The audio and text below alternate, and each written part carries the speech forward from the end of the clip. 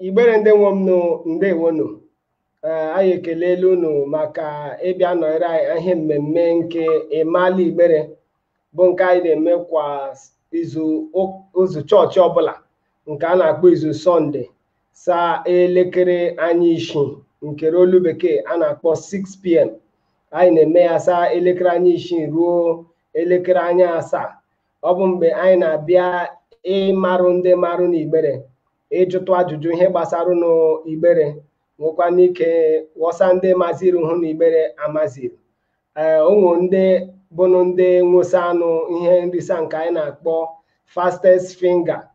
Anyị bịa mee ihe nke a na-akpọ fastest finger bụnụ nke bụnụ ajụ ajụjụ ndị zasa na ajụjụ ha ajụ ụwa abụgwarụ ndị je abịanụ bịa nọnyere anyị ihe mmemme ọnwa.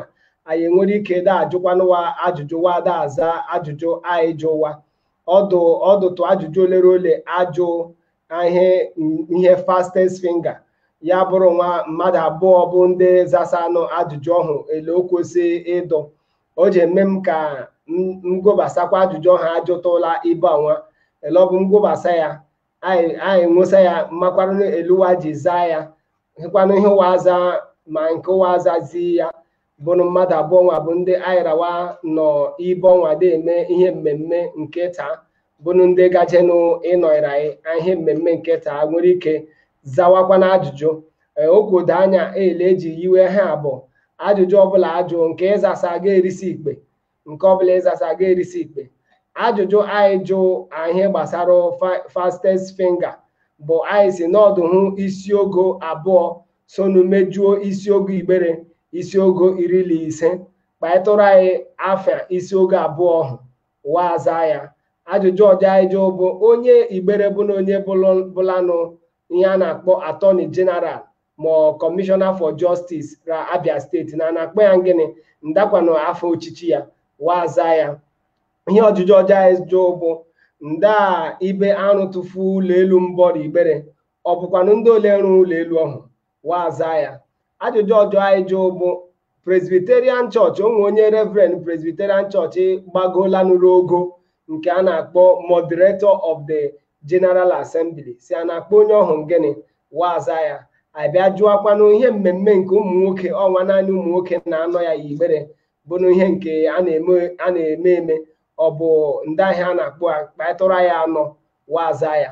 Mmadụ abụọ zasa ajụjụ a bụkwanụ ndị anyị kpọbasa taa bụ ndị m ji ịkpọ ngenge tụwa kọwarụ Igbere onwewa.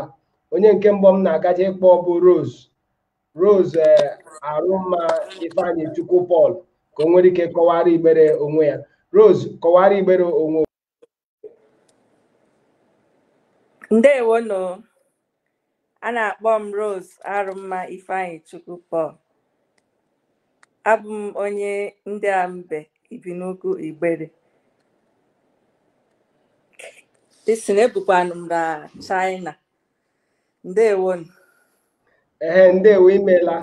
Ihe a bụkwa ijikwa ohere a mee ka ndị Igbere roho marụ ebe ọbụla ị nọra mbụ a ị nọra mba ofesi ị nọkwanụ nwa mba Naijiria ị nọrọ Igbere ebe ọbụla ị nọ ị nwere ikike ịbịa sonyere anyị mmemme ọnwa.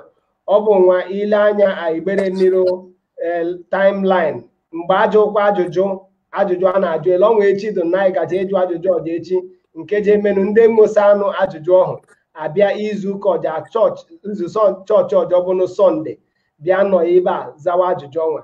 Ebe ọbụla ọsọ nọrọ amba ụwa inwe ike iso anyị daa eme ihe ọnwa anyị mega ele ọnwa ọdụ na Rose nọrị amba China ya asa ebe ọhụ bịa zasa ajụjụ nke ọha ajụtasị ya bụkwara na ya ọ bụ ya bụ onye mbụ anyị gaje ịma ịsa taa bịa jụrụ ha ajụjụ ele o ji gbanye. Rose, ndewo. Ndewo. Onye nke ọjọọ m na-agaje kpọbasa bụ Philip Okorie. Ọ bụ ya bụ onye abụọ zasanụ ajụjụ ndị ọha ajụtasị ya. Philip, kọwarụ Igbere onwe. Igbere ndewonu. A na-akpọ m Philip Okorie mbụ onye Alụmdi mbụkwanụ Aba Ibenata ndewo Igbere. Philip, ndewo imela. Ọ bụ ya bụ onye nke abụọ anyị za ajụjụ nke ịmala Igbere. o ji eme m ihe mbọ m ji emetụfu bụ ịbịa gụpụtara anyị ihe mbọ m na-emetụfu bụ ịbịa gụpụtara anyị ihe ndị bekee na-akpọ rules maọbụ iwu nke cheweghị anụ ihe mmemme nke ọnwa anyị nọ n'ime ya iwu cheweghị anụ m ji achọta unu ke ndị nchi le m ji abịa gụsịgharị unu iwu ọnwa cheweghị anụ ihe mmemme ọnwa unu gewe nchi ngosi ha kwa ya anyị amalisa anyị na rose amalisa m ji agụ ya olu njekwa ha achele m ji ezigboro pịapịa ya ka o nwere ike doo anyị anya ajụjụ ọbụla ajụ ụgụ okwu ka anyị marụ inwo sekọnd 12 ihe ọ bụ iwu nke mbụ inwo sekọnd 12 ajụjụ ọbụla ajụ ihe ọ bụ iwu nke mbụ dị n'iwu nke anyị nwo ajụjụ ọbụla ajụ inwo sekọnd 12 ihe ọha inwe ịza ajụjụ ahụ ihe ọdịchọ anyị chọọ ka ị marụ bụ ajụjụ nke saa nke mbụ ruo nke ise inwo sekọnd 12 saa ajụjụ nke isii ruo ajụjụ nke iri inwo sekọnd 4 inwo sekọnd 4 ịsa ajụjụ ahụ sakwanụ ajụjụ nke 10 ruo nke 15 inwo sekọnd 40 sekọnd ịza ajụjụ ahụ o gbokwado anya onye ọbụla nọ n'ihe mmemme anyị ọnwa nwere ike ịsị anyị ma akwa m mgbe ajụghị ajụjụ ihe ọbụla irisa mgbe ọhụ ga-egwori ya alawa maka ịsa ajụjụ ọhụ ịsata ya n'ike eru ebe ọha na-akpọ garanti steji ya eme ije erisa ihe ọbụla ajụjụ a o nwekwanụ ndị enyemaka ụnụ nke anyị kpọọ asistant enwe ndị enyemaka unu nwere ike ịkpa ma ọ bụrụ na ụtọ ka enye unu aka enyemaka nke mbụ bụ unu nwere ike ịjụtụ onye isi bụ na ele m nọ n'ụda achịkọta ihe a unu nwere ike ịjụtụ na nda ihe njenyeju unu dịle ihe nkwado jenyere unu aka ịza ajụjụ a ihe ọ bụ nke mbụ unu nwere ike ịjụtụ nke abụọ bụ ịjụtụ onye gụrụ ya nọ de agakọ ajụjụ a ga-ajụtụ ya na ya nyere unu aka nke atọ bụ unu nwere ike ọrụ unu mmadụ ọhụ unu nyela m igwe okwu a na-akpọ akpọ unu nwere ike ka ọrụ na onye dịla akpọrụ na onye ọhụ igwe okwu unu enwere ike jụtụ onye ọhụ ihe unu chọrọ ịjụtụ onye ọhụ ihe ọzọ unu emeka unu mara bụ anyị odola unu anya ihe igwe okwu unu dị enwe batrị ọ bụ ya nọ ibedo ya nọ ọhụ anyị emesigbo ihe ọjọọ bụkwanụ ihe nke bekee na-akpọ ịntanetị unu ji adụ ekpere na ọ bụ ihe nwere ike nọ izi ihe n'ọnọ igbo unu mara mgbe ọbụla ịkpa igwe ụka eji apịchi gị ọnụ nke a na-akpọ mute mgbe ọbụla unu ịkpa igwe ụka o gbokwado anya ihe ọbụla egwu ihe nrisa nke unu risa ihe ọbụla bụ ihe nrisa nke unu risara ihe mmemme anyị ọnwa a na-enye unu ya ebe ọha nakwa ha na ebe ọhụ nye unu ihe ọbụla unu risa ihe mmemme anyị ọnwa Rose yara Philip unu agọsala ihe ọnwa anyị gụsị ya Philip ịghọtala ya Philip ọ dịle ihe igwe okwu ya onye duwela nsogbu ịghọsala ihe ọnwa agụsị ya Philip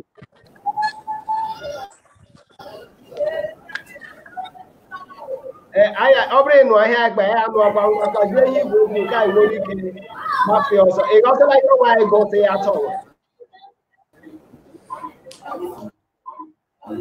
oke ọ dịle ihe igwe okwu ya ka nyetụwa nsogbu ka m gara ihu atụfu oge anyị na nwa abịa ịmanye ọ bụ Rose Arụmma Ifeanyị Chukwu Paul bụ onye anyị ya gaji ịmanye onye mbụ ịza ajụjụ nke taa tupu anyị aga ka m kelee ndị bịanụ ndị kwando anyị ndị nye sponsor anyị Mike S International Nigerian Limited anyị ekelela anyị ekelela Okoko Ndem Foundation anyị ekelekwalanụ Mrs.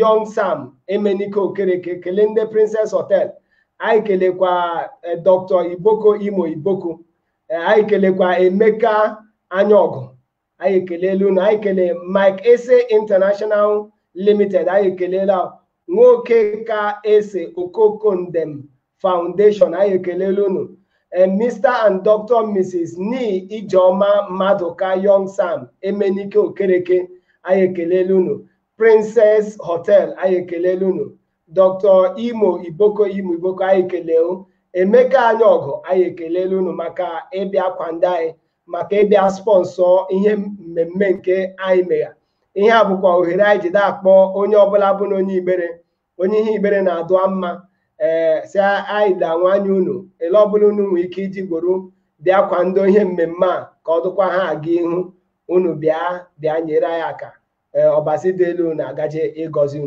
unu emeela ndewonu ka anyị bịakwa gbafu ya ọsọ oge ọnwa ndewo ka m kpọbasakwa Rose ndewo edola njikere njikerela ejikerela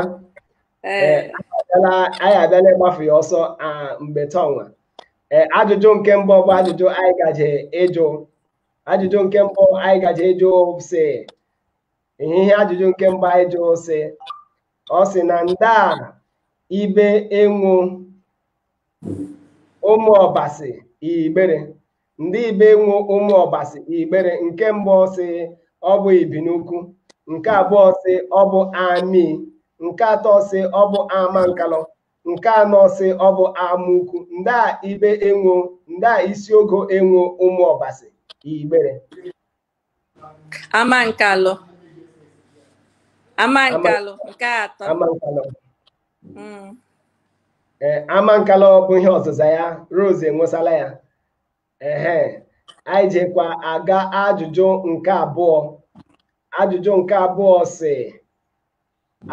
abụọ si ka ịkpaịra anyị afa ndị bụtụlanụ SAN bụ Senior Advocate of Nigeria ihe ọ bụ ndị ncherịkọta ihu ndị lọya ndị ka na-akara lọya ndị SAN ka ịkpaịra anyị afa ndị SAN nọrọ Igbere eluwa ejigworu bịa mewa SAN onye nke mbụ ịgba onye nke mbụ onye nke a bụ onye nke mbụ ndị mee SAN onye nke a bụ onye nke abụọ onye nke a bụ onye nke atọ ga-akọrọ anyị eleji ndị bụ ya na eluwa jigboro ruo ogo SAN name ka m gụọ ya bekee name the 3 SANs from Igbere according to their age of SANship ihe ọ bụ eluwa jigboro onye nke evu ụzọ kpọbasa oche SAN ihe onye nke bụ onye abụọ evu ụzọ kpọbasa oche SAN ihe onye nke bụ onye atọ evu ụzọ kpọbasa oche SAN ndị Igbere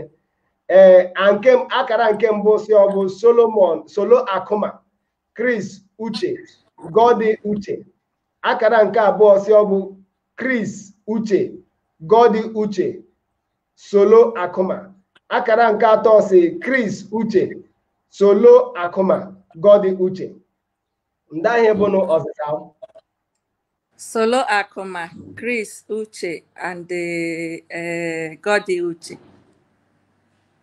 marụkwa inwehu ihe a na-akpọ ihe asistant inyerughị aka inwe ike iji ya ibe ọbụla kwa ha ọgbandeo ga-ejiri ya ọ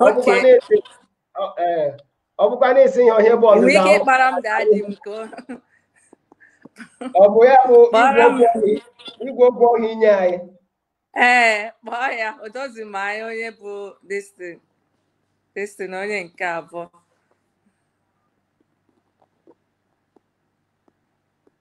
oke anyị gbanwa igwe okwu nke onye anyị ọdụnwa igwe okwu abụọ anyị kpọ ha nge anyị akpọzuo ọjọ anyị gbanwa ka anyị marụ onye ele o ji gworo kpanye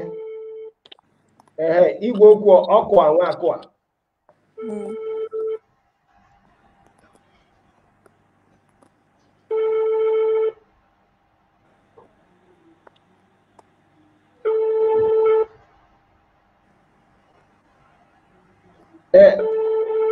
Rose ọ dịle ọsị ihe ọnwa ahụ ji ya nji ọkụ adụcha ebe nọ ọ dịle ọkụ adụcha ya agbanyụrụ ọkụ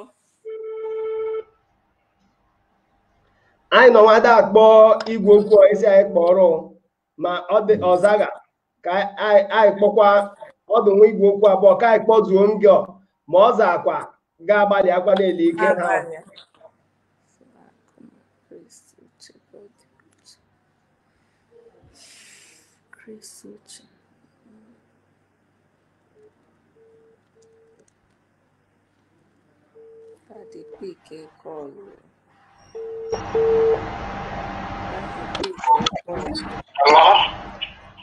Hello, ndewo. Anyị nọ nwa ihe mmemme Imali Igbere. Onye si takpọ bụ Rose Arụmma Ifeanyi Chukwu Paul. Ngwanụ njeje ịjụgo ajụjụ ọnwa ga-enyekwara ya ka ọzịza ya. Ọkwa ịnụ ahịa mkpa ya. Ajụjụ ajụ bụ nda afa ndị eme san Igbere eluwa ji chọta ndị eme san Igbere ndị bụnụ san bụnụ Senior Advocate of Nigeria ndị ọha eme san Igbere ndị aya afịawa eluwa ji chọta gewe ntị nke mbụ ọsị ọ bụ Solo Akụma Chris Uche soro ya Godi Uche soro nke abụọ sị ọ bụ Chris Uche Godi Uche soro Solo Akụma soro nke atọ sị Chris Uche Solo Akụma Godi Uche soro ya nda nke ọdụgele ọ bụ ya nke ọdụ mbọ bịa bụ Chris Uche Solo Akụma ya na Godi Uche Rose ọkwa ịnụ ihe ọkpanye m nọ ya okay so ọ bụ nke igwerukwa okay ndewo ihe ọhụ mpa ọkpara bụ ele o ji gworodo ihe ọ bụ ọzịza ya Chief Chris Uche bụ onye mbụ ebu ụzọ metụfuo san bụ n'onye Igbere eme ya san ọhụrụ afọ 2003 ihe ọ bụ mgbe eme ya san mbụ Chief Chris Uche onye nke abụọ bụ n'onye Igbere emezuo san mgbe eme ha Chris Uche bụ Chief Solo Akụma emekwana ya san ọhụrụ afọ 2007 ihe ọ bụ mgbe eme ya san ọhụrụ onye nke atọ abịakwa mee san bụ Chief Godi Uche emekwana ya san ọhụrụ afọ 2015 ọzịza ya bụ Chief Chris Uche onye mbụ Chief Solo Akụma onye abụọ Chief Godi Uche onye atọ mpao azọla ihe ọ bụ ajụjụ nke abụọ ịzata ndewo anyị ji aga n'ihu ajụjụ nke atọ ọkwa uche ụdị ahụ ka anyị gara ihu ọkwa ịgaji ihu ajụjụ nke atọ si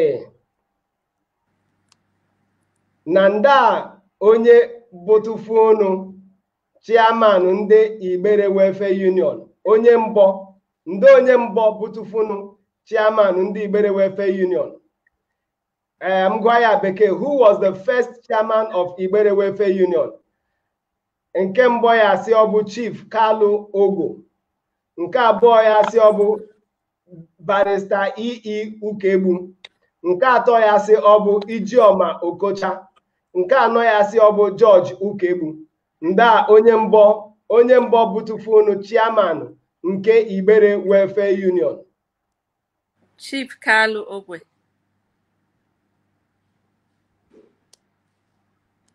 Chief Kalu Ogwe ịzasala ya ihe ọba ọzịza ya ịzala atọ anyị baijekwa nke anọ tọnwa ajụjụ nke anọ si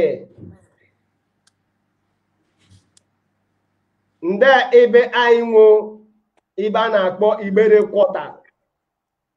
Quarters nde ibe anyị nwo ya nde ebe nwo ibe a na-akpọ Igbere Quarters ndị ibe ọdụ ndị ebe nwo ya nke mbụ si ọdụrụ Aba nke abụọ si ọdụrụ ndị Okorocha Lagos nke atọ si ọdụrụ Mbausi nke anọ si ọdụrụ Azọnkwua nda ibe anyị nwo ibe a na-akpọ Igbere Quarters ka m gụkwa ya bekee ya edozu anya where do we have the Igbere Quarters located nda ibe anyị nwo ebe a na-akpọ Igbere Quarters nke mbụ si ọ bụrụ Aba nke abụọ si ọ bụ ndị Okorocha Lagos nke atọ si ọ bụ Mbausi nke anọ si ọ bụ Zonkwua ndị be anyị nwe ya Udomaya, anaghị akpọrọ m desi mmadụ. ị nwere ihe inwe onwe bụ ohere nge ịkpọ mmadụ. Ohere ọjọọ dọkwara ụtọ nwa bụ ịsị nyetu ka akọtụrụ emetụrụ gị ya ka o nwere ike dotuo gị aga họrọ. Ohere ọjọọ dọkwara n'ụbụ isi onye gụrụ ya nọ, onye agụrụ ya na mmemme tọnwa si ya bịa nyere gị aka. Nda ihe ọ bụ ohere dọkwara ụnụ, ma ọ bụ ya inwekwa ohere ọjọọ asistantị nke ịkpọrọ mmadụ agaala. Kọwatụrụ m ya ka o doo anya. Nke abụọ ka m gwuru. M kọwatụrụ ka o doo anya. Ee. Ihe ọ bụ ele o ji eji mee tọnwa bụ o ji eme m igwofu njenwe ime ka o doo anya nyetuwere gị aka.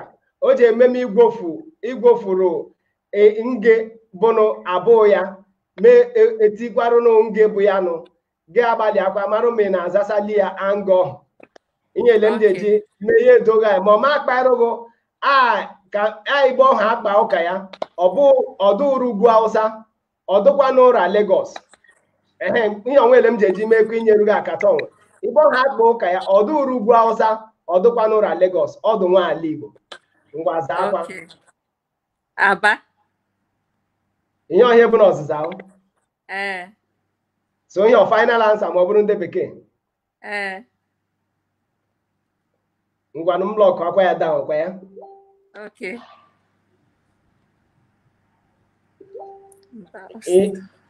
Ihe bụ na ọzịza ya. Mbaose bụ ibe ndị Igbere bụ ụzọ n'otufuo ihe a na-akpọ Igbere quarters. Mgbe ndị Igbere gawa ekpo ụzọ ndị Igbere gata kpụtụ ụzọ ike Mbaose ndị nna ịwa ụwa kpụtụ ụzọ ike Mbaose.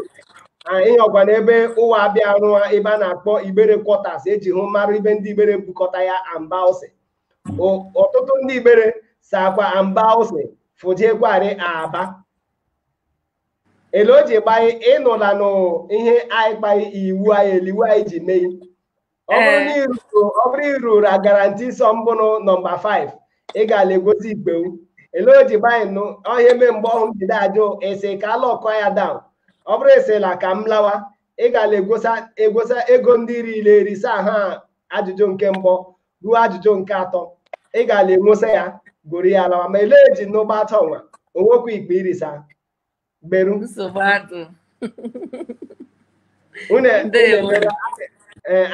anyị ekelela Rose Ifeanyi Chukwu Paul Arụmma bịanụ bịa baa ahịa mmemme nke anyị ọnwa. Ajụjụ nke anyị jụ ya bụ na nda ibe nwo Igbere quarters nda isi ibe nwo Igbere quarters ọ bụ Aba ọ bụ Lagos ka ọ bụ Mbaose ka ọ bụ Azọnkwụa ya si ọba Aba ya mee ya daa ajụjụ ọhụụ ọda. Ihe ọbụkwanụ ka Igbere ruhu marụ Igbere quarters ibe ọdụ bụ Mbaose. Ihe ọ bụ ibe ndị Igbere mgbe ụwa akpụgo ụzụ ụwa ṅụ quarters ra Mbaose. Ndewonu anyị ekelela onye ọbụla bịa nọrọ ahịa mmemme ọnwa. Elijide eme ya anyị si ka ọbaside elu de ekele unu. Ihe anyị gbara yiwegha ihe mmemme ọnwa bụkwa nwaka anyị gworo ike daa masa ya ihe gbasara Igbere. Ọ ya mee ihe mmemme ọnwa anyị ji kpọọ ya ịmala Igbere.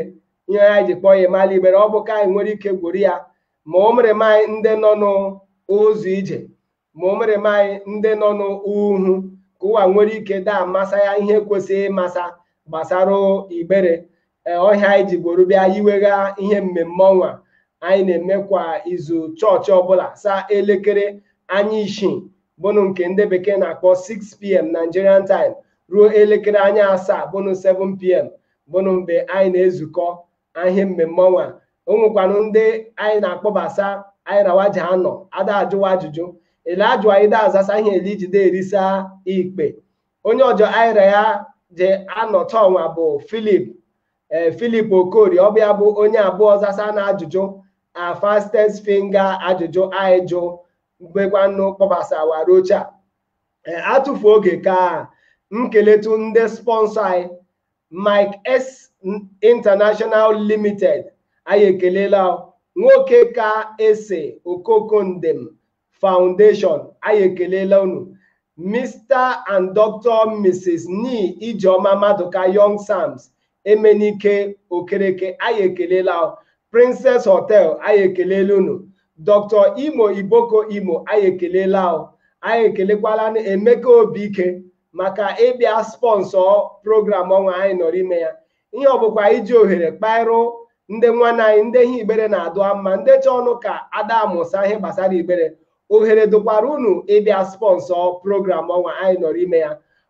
Unu ji akụtụrụ anyị ma ọ bụrụ unu chọọ sponsor, ọ bụrụ ma izu nge ihe chọọ sponsor ma ọ bụkwa n'ọnwa nge ma ọ bụ ọnwa isii ma ọ bụ afa nge la ọbụla ịchọkwa anyị iji sponsor ya ga-akụtụrụ anyị. Ndewonu ka anyị kpọbasa Philip ka anyị gara ihu. Philip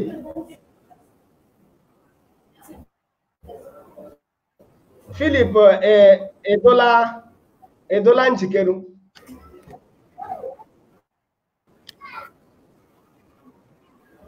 Philip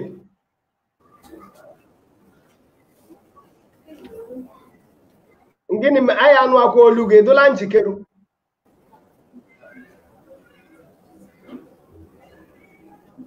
Philip ịnụ ahịa ịkpa ya.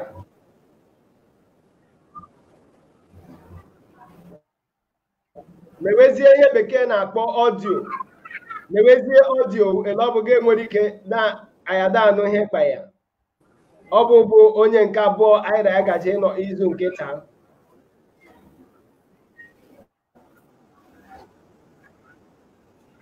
Philip onye nke abụọ anyị na ya kwesịrị ịnọ taa bụ Philip Okorie. Ọ bịa bụ onye nke abụọ anyị na ya kwesịrị ịnọ. Ọ dele igwe okwu ya ihe nwa bekee mee ọ dele onye nsogbu. Taa anyị chetu ya mara ma ọ na-ahawazi ya. Ele ọ bụ ya anyị nwere ike gbafe ọsọ. Anyị kelee akwa ndị sponsor anyị.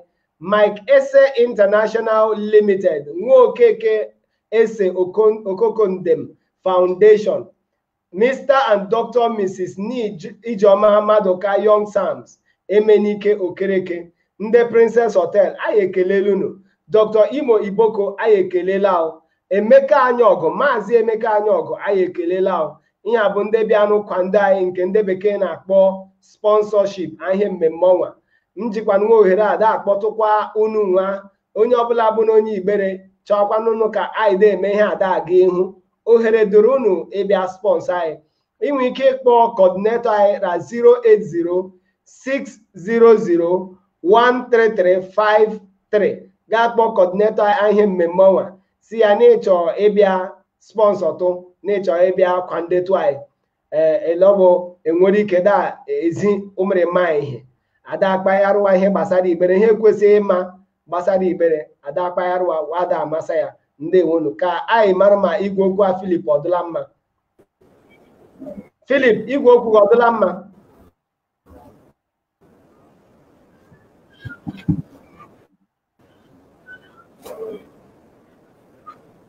Philip ịnụ ahịa mkpa ya.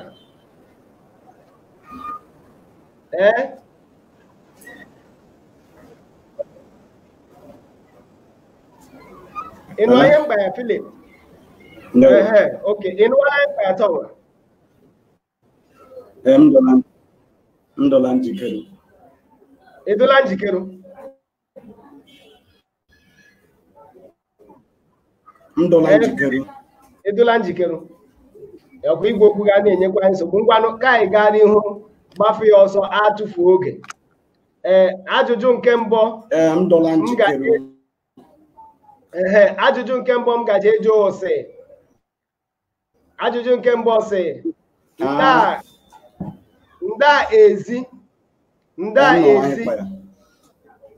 Nda ezi Barrister Mrs. Ngozi Ekoma.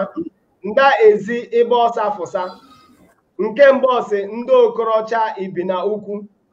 Nke abụọ ọsị Ezukwu Ibina Ukwu. Nke atọ ọsị Amaelu Ibina Ukwu. Nke anọ ọsị Ụmụ Abalị Ibina Ukwu. Ịnụ ihe mbụ Philip. Enwala ihe mkpa ya. Anyị nọ ihe kpa ya, anyị nọ ihe kpa ya. Nọ ihe mkpa ya, mụ nwa n'ọnwa nke kpa. Philip.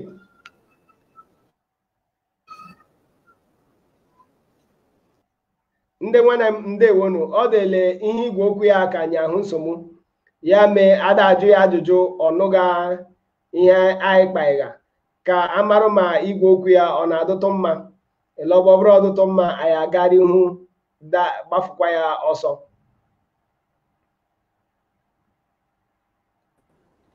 Philip.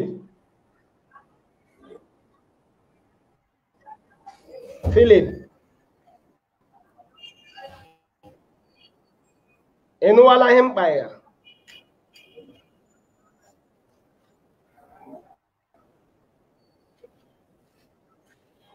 Hello, Philip.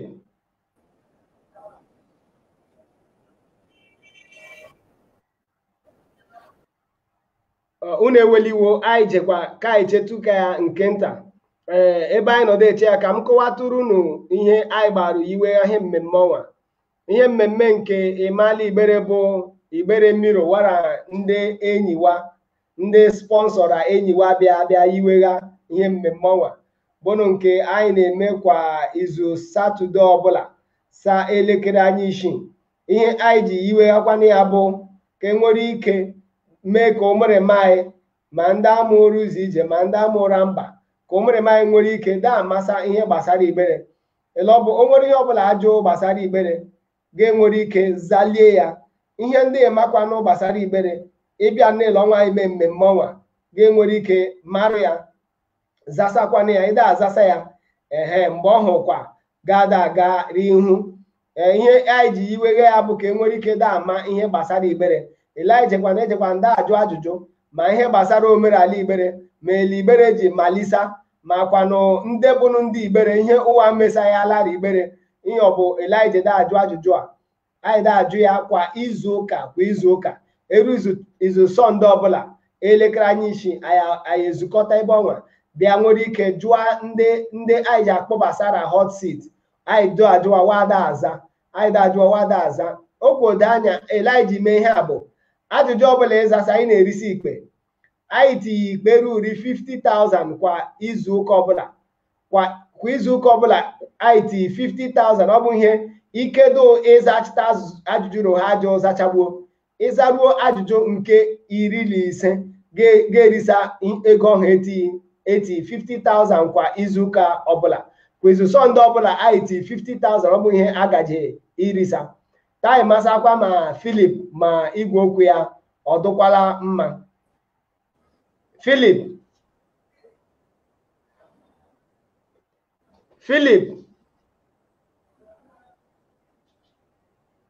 Philip Okorie. Ndị Okorocha ibi n'ukwu. Ndị igwe okwu ndị Okorocha ibi n'ukwu. Philip zagodi m zam ka mmarụ zakwala m ka mmarụ ma ndị Okorocha ibi n'ukwu. Ọ dịle enu anyị mkpa ezala m. Ndị Okorocha ibi n'ukwu. Ndị Okorocha n'ukwu. Ọ dịle enu anyị mkpa ya. Philip.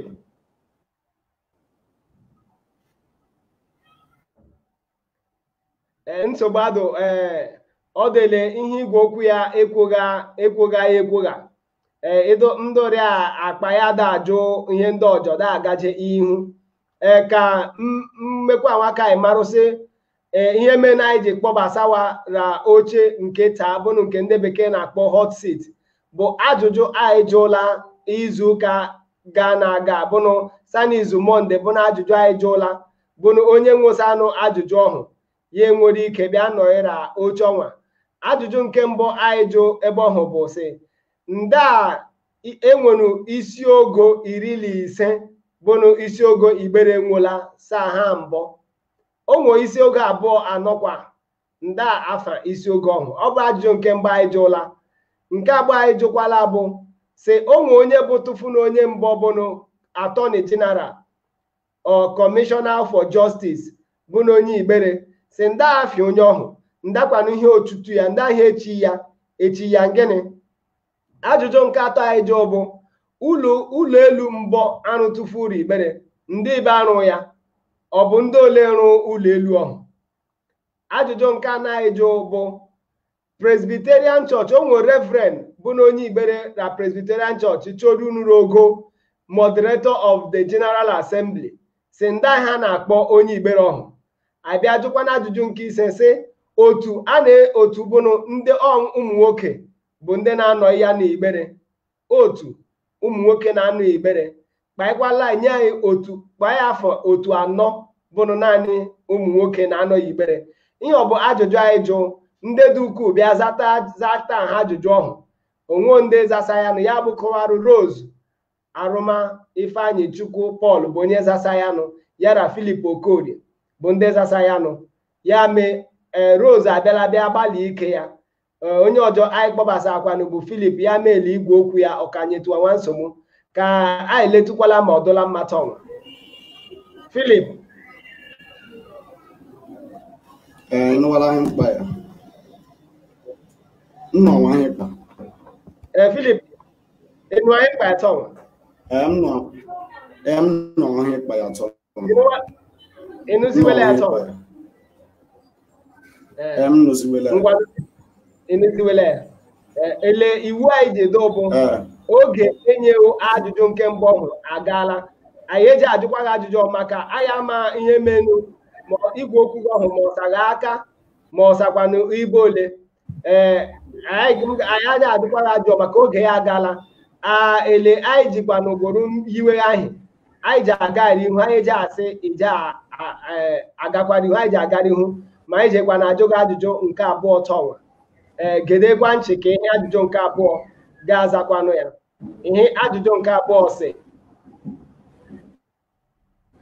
ndahe bụnụ ukuko ndahe bụnụ ukuko Igbere ndahe bụnụ ukuko Igbere ọ bụ ngene bụnụ ukuko Igbere ukuko ọ bụ ngene. Nke mbụ ọsị ọ bụ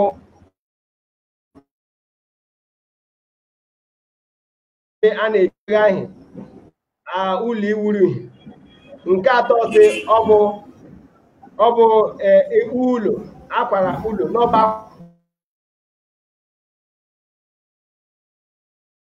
ihe ọ bụ nke anọ ya ndị ihe bụnụ ukuko Igbere olu Igbere ndị ihe bụnụ ukuko.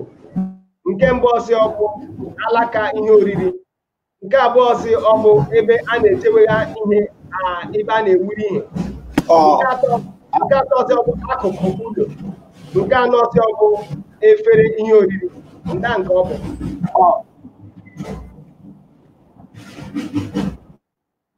Esi ahụ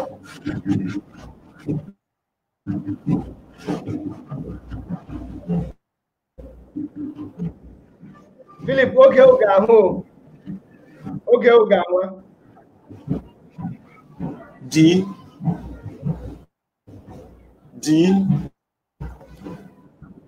bụ gịnị? Ihe ọ bụ ọzịza ahụ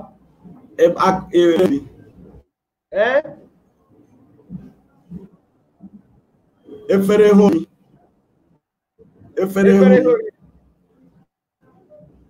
hori ngwanụ ihe bụ n'ọzịza ya efere hori ọzịza ya bụ ibe a na-echebe ya ihe oriri ibe a na-echebe ya ihe oriri na ụlọ iwu ọ bụ ya bụ ọzịza ya. Ihe ọ bụ onwe nke zata Philip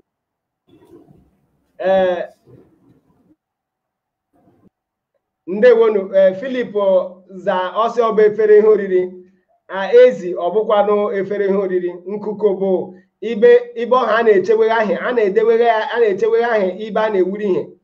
Ị gara ibe nke ndị bekee na-akpọ kichin ndị mgbe ochie ị na-ahụ ebe edewegha nkuku a na-etinye ya ma azụrụ ime ya tinye ya ma ihe ndị oru ha na-achọ ka egweri ya echewegha ma etinye ya ma mbasa a na-etinye ya ma azụ ma anụ ọkpọ ime ya ekowegha ya ibe ọha na-ewuri ihe.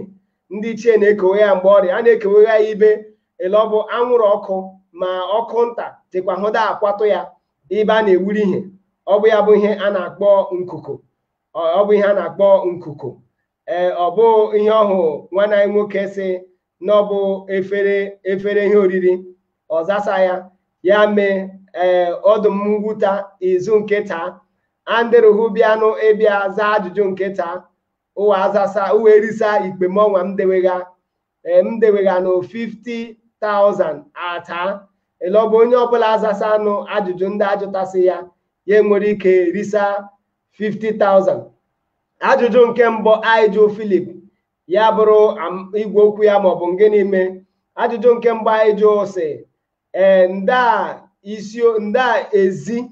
nda ezi barrister Mrs.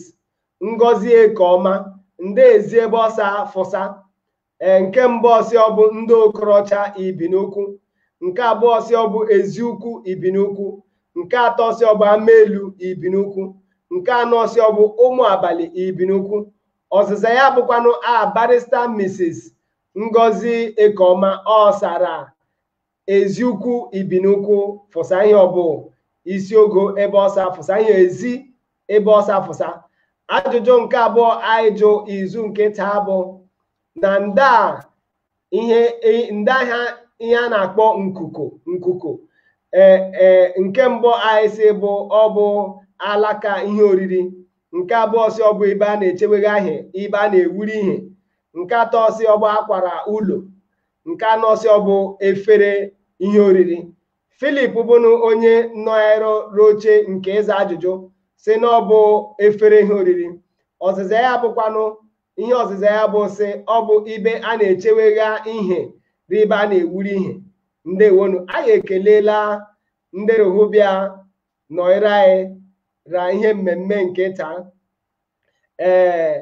anyị ekelela ihe mmemme nke taa anyị mekwa ka unu marụsị eru echi anyị gaji igwopụsakwa ajụjụ ọjọ bụnụ nke anyị na-akpọ fastest finger questions anyị gwopụsa ya ọ na-adụra Igbere Mmiri timeline ị ga-anwa imepe nwa Igbere Mmiri gaa ihe ajụjụ ọhụ echi gaa zawa ya mmadụ 10 zasa ya ajụjụ ọhụ mmadụ 10 bụ n'ụzọ zasadu ajụjụ ọhụ bụ ndị anyị na-akpọsakwa eru izu ụka ọjọ anyị akpọsawa a hot seat wabịa duwada aza ajụjụ ihe gbasara Igbere anyị ekelela onye ọbụla bịa nọnyere anyị izu nke taa anyị enwesakwala n'ihe ndị nwana anyị kpa ya ele o jigboro ụgba anyị ekelela unu anyị zilawa ezi mbụ ndị bịa ịnọnyere anyị ịza ajụjụ anyị zilawasị ụwa nọrọ ibe ọkụ nọ ụwa nọrọ ibe anyị jede anyị ihu anya anyị ọhịa anyị kparịwa taa ahụ ụkwa jarụwa eze